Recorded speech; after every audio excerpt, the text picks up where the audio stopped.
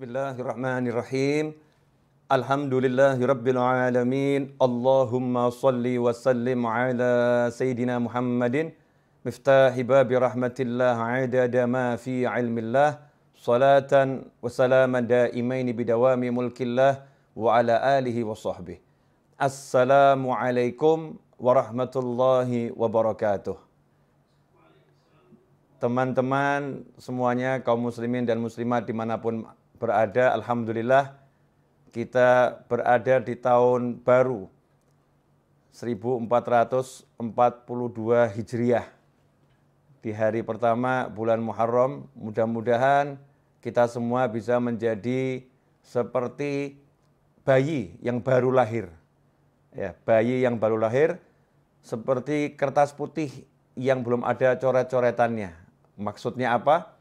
Tidak punya dosa, tidak punya salah, karena sudah diampuni, dimaafkan oleh Allah Subhanahu wa taala. Amin Allahumma amin. Yang lewat biarlah sudah lewat. Yang sekarang yuk kita isi dengan kebaikan, dinikmati. Yang akan datang itu misteri, kita nggak pernah tahu bisa sampai atau tidak, maka pasang niat yang baik-baik. Ya, pasang harapan yang besar. Itulah cara melangkah setiap hamba Allah Ta'ala dalam mengarungi samudera kehidupan. Jadi orang hidup itu dikatakan oleh para ulama as-sufi ibnu waqtih. Yang namanya sufi, orang yang selalu mengolah hatinya dengan menghias lahirnya dengan berbagai kebaikan, menghias lahirnya dengan perintah-perintah Allah Ta'ala dan dijauhkan dari larangan Allah Ta'ala, menghias hatinya dengan keindahan-keindahan dan membersihkannya dari segala kotoran. Sufi yang seperti itu dikatakan ibnu waqtih, orang yang hidup di masa kini, bukan orang yang hidup di masa lalu. Banyak orang itu hidupnya di masa lalu. Ada pula orang yang hidupnya di masa depan. Dia nggak sadar kalau waktunya bukan nanti, waktunya bukan kemarin. Waktunya adalah sekarang. Ya, waktunya adalah sekarang. Ikhwani rahimakumullah, itu yang pengen saya jabarkan berkaitan dengan tema yang diangkat. Ya, yang ingin saya jabarkan. Mudah-mudahan saya diberi pemahaman, diberi ilmu, dan diberi kemampuan untuk mengamalkannya dan menyebarluaskannya. Begitu juga antum semua yang menyaksikan saya saat ini, mudah-mudahan dapat hal yang sama dan lebih. Amin. Akhwani rahimakumullah, hidup bukan untuk berada di masa lalu. Jadi masa lalu itu cukup disadari, yang baik sekarang kita syukuri, yang buruk kita istighfari, minta ampun sama Allah Subhanahu wa taala. Caranya apa? Dengan menikmati masa sekarang. Jadi jangan sampai masa sekarang hanya untuk menyesali masa lalu. Wah, seandainya dulu, kalau dulu saya tidak begini, kalau seandainya, buang semua itu. Yang ada adalah sekarang, saat ini. Saat ini saya dikasih Allah sehat, saat ini saya dikasih Allah waktu, saat ini saya dikasih Allah banyak kenikmatan yang tak terkira. Saya akan pakai ini untuk membuat Allah senang. Ridha Allah. Untuk membuat Allah senang dengan saya, membuat Allah cinta kepada saya. Kalau kita hidupnya seperti itu, mensyukuri yang ada saat ini, otomatis hal-hal yang buruk di masa lampau itu akan sirna dengan sendirinya. Karena orang yang syukur, orang yang mensyukuri keadaannya sekarang, maka oleh Allah Subhanahu wa taala akan diberi tambahan nikmat, dan tambahan nikmat. Di antara tambahan nikmat yang paling besar itu adalah bisa taat dan bisa jauh dari maksiat. Itu tambahan nikmat yang paling besar. Bisa taat dan bisa jauh dari maksiat. Dosanya yang lampau otomatis diampuni oleh Allah Subhanahu wa taala karena Allah senang sama dia. La in syakartum la azidannakum wa la in kafartum inna adzabi lasyadid. Kalau orang yang kufur nikmat dikatakan siksanya pedih. Kalau orang yang mau mensyukuri nikmat, maka ditambah nikmat. Ditambah nikmat ya otomatis dosanya dihapus. Karena orang punya dosa kan bukan dalam nikmat, tapi dalam azab. Ya, dalam azab. Karena itu fokusnya sekarang, saat ini. Saat ini saya harus ngapain ya? Saat ini harus ngapain? Saat ini saya harus apa? Daripada mikir yang panjang-panjang, kalau saat ini lagi berada di hadapan orang tua, nikmati orang tua. Jangan di hadapan orang tua, mikirin yang di luar. Sehingga kehilangan waktu untuk taat. Karena waktunya sekarang lagi bersama orang tua, di hadapan orang tua, duduk sama orang tua, harus ngapain? Jalankan perintah Allah kepadamu terhadap orang tuamu. Perintah Allah kepada kita terhadap orang tua kita. Oh, kita harus memandangnya dengan cinta.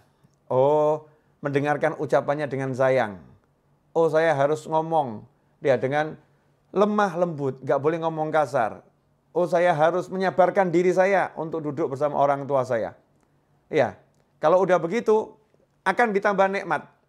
Kalau nanti kita punya rencana bisnis setelah duduk sama orang tua, kalau nanti kita punya rencana apapun setelah duduk sama orang tua, nanti itu akan dibereskan dengan berkat yang sekarang ini kita syukuri.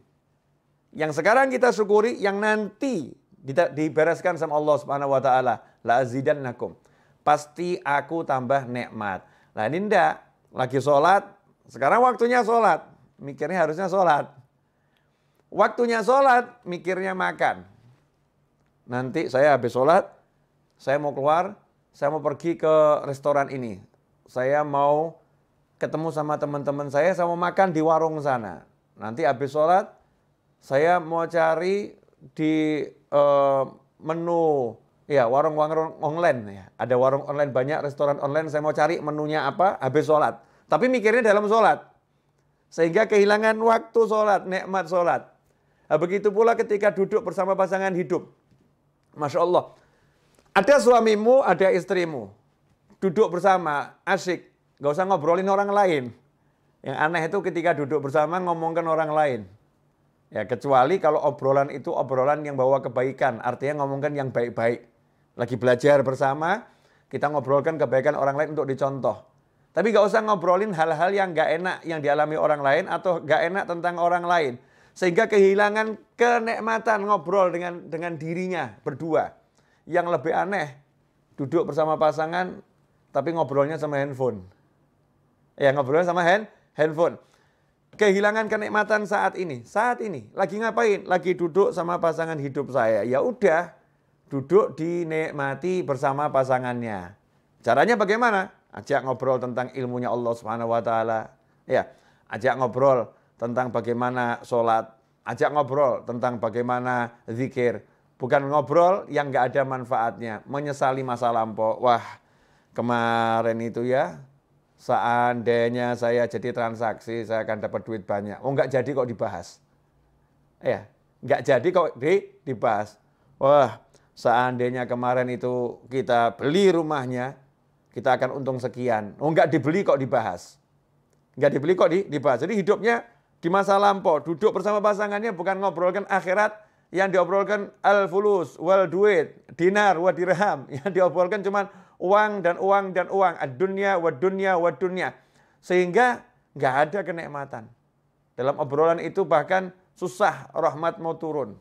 Rahmat mau turun itu susah. Karena obrolannya bukan dalam taat pada Allah Subhanahu wa taala. Coba kalau duduknya itu ngobrol tentang ketaatan. Masya Allah. Nikmat. Contoh tentang ketaatan, bab masakan itu ketaatan loh. Suami sama istri duduk, makan sayur asem. Suaminya ngomong, enak bener nih sayur asemnya nih. Ini kan lagi ngomentari makanannya istri, ya bersama istri di meja makan atau di tempat makan. Enak bener ini, Masya Allah. Seger badan jadinya rasanya. Istrinya jawab, ini mas bisa aja. Padahal ini gak enak nih pasti ini. Nyindir-nyindir ini. Enggak nih enak bener ini. Kelihatannya obrolan biasa, tapi ini taat.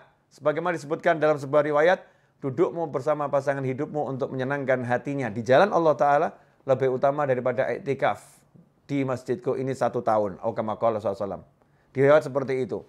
Itu nikmat. Kemudian yang lebih menyedihkan lagi, waktunya sekarang untuk melamunkan masa depan. Melamunkan. Nanti kalau rumah itu laku, saya mau beli mobil. Nanti kalau tanah yang di sana laku, saya mau beli rumah. nanti, sementara dia sekarang nggak mau kerja. Jadi sekarang ini hidupnya cuman nganggur, nggak mau bergerak. Nah ini kasihan nih. Ini namanya bukan punya cita-cita. Itu namanya melamun dalam syariat. Jadi cita-cita sama melamun itu beda. Ya, dikatakan kalau yang cita-cita itu bagus, tapi kalau melamun itu dari syaitan. Kalau melamun itu dari setan. Apa bedanya orang melamun sama cita-cita? Kalau orang punya cita-cita, nanti kalau rumah itu laku, saya mau beli mobil. Ya. Kalau sekedar begitu namanya ngelamun. Kalau cita-cita dia tidak pakai ngomong kalau nanti rumah itu laku. Waktunya sekarang langsung dipakai untuk jual rumah. Iklan sana, iklan sini, telepon sana, telepon sini. Ini rumah saya jual, banting harga, diskon 200%. Masya Allah. Ya, apanya yang 200% kan belum dijelaskan, kasih bintang kecil 1. Ini biasanya teknik iklan nih. Bintang kecil. Pak, ini maksudnya diskon 200% apa nih? Ya, 200% itu maksudnya begini, biaya ini saya hapuskan semua. Hilang biayanya itu. Nih, buat orang mau telepon, teknik periklanan dipelajari. Kemudian dia mulai ambil tasbihnya. Dia baca sholawat sebanyak mungkin, tawassul dengan sholawatnya. Mudah-mudahan ada pembeli yang datang. Nah ini namanya kalau rumah itu nanti laku, saya mau beli mobil. Misal begitu. Kalau tanah yang di sana laku, saya akan hajikan Bapak. Masya Allah. Itu bagus, tapi ngelamun. Ya melamun jelek. Cita-cita bagaimana? Kalau rumah itu laku, tanah yang di sana laku, saya akan hajikan Bapak. Langsung mana KTP-nya? Mau daftar tidak butuh biaya kok. Mana KTP-nya? Diurus semuanya, udah bergerak nih ngurus. Kemudian mulai proses menjual di sana. Itu namanya bukan duduk melamun. Tapi orang punya cita-cita. Itulah niat. Ya, makanya setelah hijrah, setelah Fathul Makkah, la hijrata ba'dal fathi. Setelah Fathul Makkah tidak ada lagi yang namanya hijrah. Dalam arti pindahnya dari Makkah ke Madinah. Walakin jihadun wa niyah. Yang ada adalah kesungguhan dalam berjuang dan niat yang baik. Nah, niat itu apa? Qasdu syai' muqtarinun bi fi'lih. Niat itu punya satu cita-cita yang segera diiringi perbuatan. Qasdu syai' muqtarinun bi fi'lih. Punya cita-cita, punya harapan, langsung ada aksi. Itu namanya niat. Kalau nggak ada aksi namanya malah melamun. Nah, di tahun yang baru ini jangan kita jadi orang yang sibuk melamun. Tapi jadilah orang yang sibuk beraksi. Jadilah orang yang sibuk mewujudkan cita-cita. Ya, cita-citanya mulai diwujudkan dengan apapun yang bisa, sebisanya. Karena itu tadi dalam profile picture saya dikatakan hidup bukan untuk dipikiri. Ya, bukan cuma mikiri hidup kok seperti ini ya, punya suami kok kayak gitu ya, punya istri kok seperti itu ya. Nggak nyelesain masalah. Ngomongkan yang nggak enak itu membuat semakin tidak enak. Memperbincangkan yang jelek membuat semakin jelek. Ya, memperbincangkan yang negatif menjadi energi yang negatif. Ngomong yang baik-baik maka menjadi yang baik. Ini yang ngomong bukan saya, yang ngomong Nabi Muhammad SAW. Man kana yu'minu billahi wal yaumil akhir fal yaqul khairan au liyasmut. Barang siapa iman, percaya, man kana yu'minu billahi wal yaumil akhir, kepada Allah dan hari akhir, fal yaqul khairan, hendaknya dia ngomong yang baik. Ngomong yang baik. Kalau tidak bisa, diam saja. Bahkan sampai komentari makanan yang nggak enak itu nggak boleh. Kalau suka, makan. Ya. Kalau suka, makan. Kalau enak itu dikomentari yang positif. Kalau nggak enak, diam. Nggak usah dimakan. Dan diam, jangan dikomentari. Karena mengomentari makanan yang nggak enak itu nggak boleh. Yang mencela makanan itu nggak boleh. Tapi Habib, saya pengen ini masakannya jadi enak. Ini makanannya nggak enak. Gimana cara komentarinya? Ya, komentari yang cerdas. Yang sesuai syariat. Caranya gimana? Makanan ini enaknya luar biasa. Kalau garamnya dinaikkan sedikit. Ya, garamnya tambah sedikit, enaknya luar biasa. Positif. Bukan hal yang negatif. Itu yang diajarkan Nabi Muhammad SAW. Rasul nggak suka kita ngomong yang negatif, ngomong yang jelek-jelek, ngomong yang buruk-buruk. Ngomong yang buruk mendatangkan keburukan. Ngomong yang jelek mendatangkan kejelekan. Suasananya nggak enak. Ruhaniyahnya nggak enak. Karena itu ikhwani rahimakumullah, hidup bukan untuk dipikiri. Mikirin yang kemarin-kemarin apalagi, Masya Allah. Kemarin saya kok, sholat subuhnya terlambat ya. dulu ya sholat subuhnya terlambat. Mikirin doang. Mikirin tok. Ya, nggak ada manfaatnya. Bukan begitu caranya. Caranya apa? Cukup dengan satu kalimat dalam hati, kemarin saya banyak dosa, sekarang saya mau banyak taat. Selesai. Jadi bukan waktunya habis untuk mikir kemarin kok sholat subuh begini ya, kemarin ya sholat zuhurnya begini ya, kemarin mikir aja. Waktunya mikir yang tadi itu, kalau udah untuk aksi, Masya Allah. Langsung dia banyak sholat sunnahnya. Ditanya sama orang, kenapa kamu banyak sholat sunnah? Wah, sholat saya yang dulu-dulu tidak beres nih. Ini sunnahnya buat nambah ini. Kemudian dia kodok sholatnya. Kodok, kenapa kamu kodok sholatmu? Wah, dulu saya sering subuh nggak sholat ini. Sekarang saya mau kodok sekarang ini. Saya mau kodok sekarang. Jadi bukan hidup dalam lamunan, tapi hidup dalam aksi. Kalau udah hidup kita dalam aksi ketaatan, maka hidup itu akan penuh dengan kenikmatan. Kalau hidup dalam aksi ketaatan, maka hidupnya akan penuh dalam kenikmatan.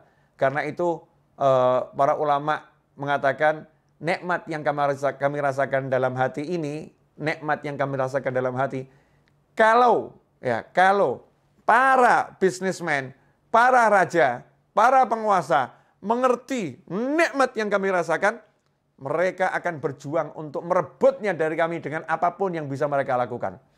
Kalau tahu ya, mereka akan merebutnya dengan apapun yang bisa mereka lakukan. Ya, tapi karena mereka nggak tahu, dan toh kalau tahu juga nggak bisa. Kenapa? Tempatnya di hati. Gimana mau merebut hati? Susah. Yang di hati mau diambil tuh susah, nggak bisa. Bisanya dengan cara melakukan hal yang sama. Kalau mau merasakan nikmat yang dimiliki oleh para aulia usholihin, nikmat yang dimiliki orang-orang soleh, ya tiru aja yang dilakukan orang-orang soleh.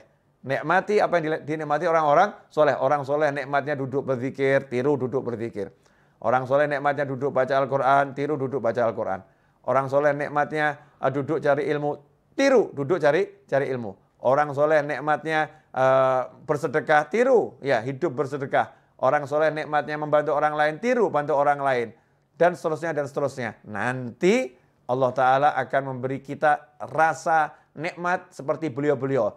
Dan ketika kita mencontoh pun udah ada nikmatnya. Naik kadarnya, naik kadarnya, naik kadarnya. Dan terus akan semakin besar. Ikhwani rahimakumullah. Tentunya dalam menjalani hidup itu bukan untuk dipikiri tapi dijalani. Bukan berarti kemudian mulus. Dalam menjalani hidup, namanya juga manusia. Menjalani hidup pasti ada musuh. Nggak mungkin nggak punya musuh. Lantas siapa musuhnya? Jangan salah. Jangan menganggap manusia itu musuh. Karena manusia itu semuanya bersaudara. Semuanya kalau ditanya, kamu anak cucu siapa?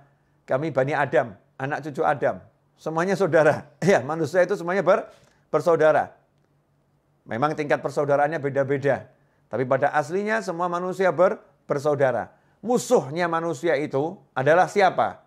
Ya, wahfadil qalba an yulima bihi syaitan wan nafsu wal hawa wad daniyah. Pertama setan, kedua nafsu, yang ketiga hawa alias ego, yang keempat daniyah, dunia. Itu musuhnya manusia. Setan, nafsu, hawa, dunia. Setan jelas nggak kelihatan. Kadang-kadang setannya juga menjelma jadi manusia, betul-betul menjelma jadi manusia. Kadang-kadang, dan itu sering, setannya menggunakan manusia, masuk dalam tubuhnya manusia, berbicara sebagai manusia, bertindak sebagai manusia, menulis sebagai manusia, padahal semua itu setan yang melakukannya, setan yang mengontrolnya, setan yang berbuatnya. Itu musuh yang pertama. Kemudian nafsu. Nafsu itu adalah kendaraan. Karena nafsu adalah keinginan. Kalau nggak punya nafsu, bahaya. Nggak punya nafsu makan, nggak punya nafsu minum, nggak punya nafsu hidup, repot tuh. Jadinya putus asa. Nafsu itu untuk dikendalikan. Dia kendaraan, dikendalikan. Kalau nafsu dituruti, jadi musuh. Makan, pengen makan. Makan terus, jadi musuh, jadi penyakit. Ya. Kemudian nafsu-nafsu yang lain. Kalau diturutin, jadi maksiat. Naudzubillah min dzalik. Makanya dikendalikan. Hawa. Wah, ini hawa ini kendaraan iblis terbesar. Karena sifatnya sifat turunan iblis. Apa itu? Ego. Tidak mau dikalahkan. Ya, hawa itu ego. Tidak mau dikalahkan. Maunya menang sendiri. Itu ego. Nah, makanya iblis dilaknat karena dia punya ego yang besar. Disuruh sujud kepada Nabi Adam alaihissalam, iblis tidak mau. Karena itu iblis diusir dari rahmatnya Allah Ta'ala. dibuang dari rahmatnya Allah Ta'ala, nggak dapat rahmatnya Allah Ta'ala. Karena itu dikatakan iblis dilaknat. Kenapa? Karena dengan egonya dia nggak mau sujud, dia sombong kepada Allah Subhanahu Wa Ta'ala. Sombongnya itu dengan tidak mau menjalankan perintah Allah untuk sujud kepada Nabi Adam alaihissalam. Ini ego. Nah kalau kita jadi muslim jangan dikendalikan ego. Nggak mau dikalahkan. Jadikan ego kita tuh ego yang baik. Ya saya kalau baca Al-Quran nggak mau ada yang mengalahkan saya ini. Saya mau paling hebat sendiri baca Al-Qurannya. Tapi kalau ada yang mengalahkan senang, alhamdulillah ya. Ternyata dia lebih hebat dari saya. Jangan sampai egonya ego yang negatif, nggak mau dikalahkan. Misal biasa ngurusin masjid. Masjid sebelah kok ngundang ustadznya ustadz nasional yang jamaahnya banyak. Masjid kita ngundang ustadz itu ustadznya nggak mau datang.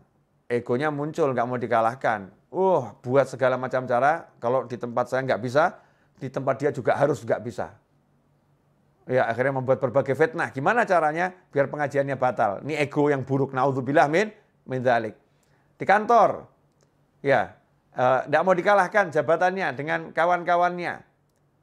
Dengar kok ada satu kawannya naik pangkat, mau diletakkan di jabatan yang lebih tinggi. Wah, tidak mau dikalahkan dia, nih muncul egonya. Terus gimana caranya? Dia cari kelemahan kawannya itu, kemudian dia fitnah gimana caranya, yang penting biar namanya jatuh. Ini namanya ego. Naudzubillah min dzalik. Kemudian dunia, masya Allah, segala sesuatu selain Allah Ta'ala. Ini tidak boleh ada dalam hati kita. Mau istri, mau anak, mau suami, ya siapapun selain Allah nggak boleh ada dalam hati. Bolehnya masuk hati harus lewat Allah Subhanahu Wa Ta'ala. Harus bismillah, harus ada Allahnya. Anak ada dalam hati karena Allah. Mencintainya karena Allah. Menyayanginya karena Allah. Makanya begitu anaknya nggak mau sholat, orang tuanya harus marah. Ya, orang tua harus marah. Nah itu namanya karena Allah Subhanahu Wa Ta'ala. Pasangan hidup, istri. Istri kalau menghalangi suami untuk bekti sama orang tuanya, suaminya harus marah. Tidak bisa, saya tidak bisa mencintaimu mirip orang tua saya. Apalagi lebih. Mirip saja nggak bisa. Nomor satu, cinta saya harus orang tua saya. Begitu Allah saya ngajarin saya. Begitu Allah saya perintahkan saya. Ini masukkan istri ke dalam hati juga karena Allah Subhanahu Wa Ta'ala. Pekerjaan boleh masuk dalam hati kalau karena Allah Subhanahu Wa Ta'ala. Ini saya mau cari nafkah. Pekerjaan ini penting untuk berikan nafkah kepada keluarga saya yang halal. Tapi karena Allah nggak takut kehilangan pekerjaan. Karena Allah kok. Ya kalau emang dia harus hilang, nanti kan Allah akan mendatangkan yang lain pekerjaannya. Ya Allah akan kasih yang lain. Semua dikembalikan karena Allah, karena Allah, karena Allah. Kalau udah punya seperti itu, menghadapi manusia model apapun, hidup untuk dijalani. Ketemu yang seperti apapun, yang penting pasang niat yang baik, pasang niat yang besar, kemudian jalani tanpa harus difikiri. Nanti gimana ya? Kira-kira saya bisa dapat rezeki besar nggak ya? Kira-kira nanti saya dipecat nggak ya? Nanti lagi yang dibicarakan. Nggak usah bahas nanti, sekarang kamu syukuri, sekarang kamu nikmati. Habib, Ustadz, Kiai, sekarang saya jadi pengangguran, barusan di PHK. Salah, kamu bukan pengangguran. Tapi kamu dipindahkan dari satu lapangan pekerjaan ke banyak lapangan pekerjaan yang lain.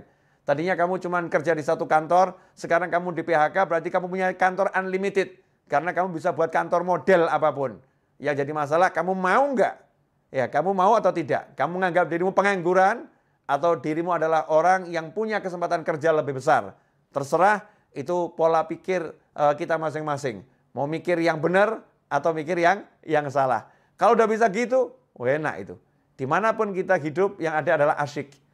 Karena orang yang syukur itu nggak akan berada dalam sengsara. Orang yang syukur selalu dalam nikmat dan nikmat dan nikmat dan nikmat. Ikhwani rahimakumullah. Nah, merdeka. Ya itulah orang yang merdeka. Orang yang merdeka itu seperti ketika Pak Karno dan Bung Hatta serta tokoh-tokoh nasional, para ulama memproklamirkan kemerdekaan. Maaf, belum ada negara yang mengakui secara tertulis Indonesia sebagai negara. Belum ada. Kalau mikir gitu, kapan merdekanya? Oh ini kita belum kontak negara-negara lain loh. Ada yang dukung enggak ya? Nanti kira-kira gimana ini kalau setelah kita proklamirkan seperti apa ya? Kalau mikir begitu nggak pernah merdeka Indonesia. Tapi langsung pekik merdeka diteriakkan, 17 Agustus 45 diproklamirkan, ya merdekalah kita. Setelah itu baru kita urus. Bergerak. menjalani kehidupan kemerdekaan. Pasang niat yang besar menjadi bangsa yang merdeka. Hasilnya apa? Merdeka. Ada kurang lebih 10 negara memberikan dukungan atas kemerdekaan Indonesia. Diawali Palestina, Mesir, Yaman, Saudi Arabia, dan seterusnya. Bisa kita baca di sejarah kemerdekaan bangsa kita ini. Ikhwani rahimakumullah. Ya, itulah cara berpikir orang yang sudah mengerti. Ya, sudah mengerti bahwasanya hidup itu untuk dijalani bukan dipikiri, tentu dengan niat-niat yang baik. Nah, kemerdekaan ini pada hakikatnya adalah bebas dari penjajahan. Sementara saat ini kita sebagai pribadi manusia, kita sendiri nggak bebas dari penjajahan nafsu. Masya Allah. Penjajahan nafsu, misal nafsu merokok. Nafsu merokok. Dikasih tahu sama dokter, Bapak ini sakit paru-paru, agak berat Pak, harus berhenti merokok. Kalau Bapak lanjutkan, nyawa Bapak bisa melayang. Ini karena nafsu merokoknya kuat, nyawa itu melayang nggak dipikirkan, udah mati urusannya Allah. Nanti kalau udah takdirnya mati ya mati, kalau belum waktunya ya nggak akan mati. Pakai dalil takdir pula ini. Untuk menuruti hawa nafsu pakai dalil takdir. Dia nggak bisa mengendalikan nafsunya ini. Rokok berhenti dulu ya, saya lagi sakit nih, berhenti kamu. Nggak bisa. Nggak bisa ngomong gitu sama rokok, nggak bisa. Baru sama rokok saja udah dijajah. Masya Allah, itu yang bab rokok. Ada lagi yang bab lain. Ya, kebiasaan yang negatif. Ya, kebiasaan yang negatif. Masing-masing kita ini punya sesuatu yang mungkin menuruti nafsu. Makan, Masya Allah. Dokter melarang ya berdasarkan ilmunya. Bapak tidak boleh makan ini mengandung kolesterol, ini membahayakan jantung Bapak. Tapi nafsunya suka ini, makannya enak semua ini. Ini kalau nggak makan begini rasanya nggak hidup, Masya Allah. Nggak makan begini rasanya nggak hidup, nafsunya itu. Ini kalau diturutin, nggak berhenti dari makanan macam-macam tadi, maka akan jadi sakit yang semakin parah. Dan akan menghilangkan nyawa. Na'udzubillah min dzalik. Muslim yang merdeka, dia bisa katakan sama nafsunya, stop dulu ya. Sampai kondisi saya itu sudah betul-betul baik. Nanti kalau udah baik, kita akan dialog lagi. Enaknya kamu saya makan 1 bulan berapa kali? Ya, dalam seminggu berapa banyak saya makan kamu nih. Dialog sama nafsunya nih. Nafsunya dikendalikan, itu baru muslim namanya. Itu namanya orang yang merdeka. Ya, orang yang merdeka. Kalau belum begitu, masih dijajah oleh setan, nafsu, hawa, dan dunia. Yang paling kesian yang dijajah sama dunia, Masya Allah. Takut kehilangan duit. Takut kehilangan pekerjaan. Gara-gara takut kehilangan pekerjaan, disuruh melakukan yang haram apapun dijalani. Daripada saya kehilangan pekerjaan, nyerempet haram dikit gak jadi masalah. Masya Allah. Nyerempet yang haram dibilang gak jadi masalah. Na'udzubillah min dzalik. Gara-gara takut kehilangan pekerjaan, jelas-jelas ibunya di desa memanggil, nak pulang, temanin ibu. Ibu sudah tua. Ibu nggak mau meninggal sendirian. Pulang kamu nak, temanin ibu. Dia katakan, maaf bu, saya nggak bisa pulang. Kalau saya pulang saya dipecat dari kantor. Takut kehilangan kantor. Nggak takut kehilangan ibu dan ridho Allah subhanahu wa ta'ala. Masya Allah. Ini dijajah yang luar biasa oleh yang namanya dunia. Ikhwani rahimakumullah. Dunia ini bisa menjelma menjadi macam-macam bentuk. Ya, macam-macam bentuk. Segala sesuatu selain Allah yang ada dalam hati, mengalahkan Allah, mengalahkan aturannya Allah, itulah dunia. Ya, itulah dunia. Sekarang pilihan ada di tangan kita. Kita mau jadi manusia yang merdeka atau manusia yang terjajah. Kalau mau jadi manusia yang merdeka dan setiap muslim harus jadi orang yang merdeka, maka kita harus berjuang. Ya, jihadun wa niyah. Berjuang melawan nafsu, berjuang melawan ego, berjuang melawan syaitan, berjuang melawan dunia. Caranya ya dengan melaksanakan perintah Allah. Belajar setiap hari, cari ilmu terus tanpa henti. Nabi Musa pun gak pernah berhenti cari ilmu, walaupun udah menjadi Rasul, kalimullah, yang diajak bicara langsung oleh Allah Subhanahu wa ta'ala. Nabi Muhammad SAW tidak pernah berhenti minta tambahan ilmu, walaupun ilmu beliau adalah ilmu langsung dari Allah Subhanahu wa ta'ala. Ya, yang Allah katakan diwahyukan. Kalau bicara Rasulullah semuanya itu wahyu ada dalam hati Nabi Muhammad sallallahu alaihi wasallam. Rasul masih suruh minta terus sama Allah. Wa qur rabbi zidni ilma. Ya Allah, berilah aku tambahan ilmu. Ikhwani rahimakumullah. Karena itu dalam mengisi kemerdekaan dan mengisi sisa-sisa waktu yang kita miliki dalam perjalanan hidup sampai nanti akhir usia, maka tidak ada yang lebih baik daripada mengisinya dengan ilmu dan amal soleh. Ilmu dan amal soleh. Insya Allah kalau begitu, hidup kita akan penuh dengan ketenangan, kenyamanan, dan kebahagiaan. Jazakumullah khairan. Ini yang bisa saya sampaikan. Waktu saya keselebihnya saya kembalikan kepada yang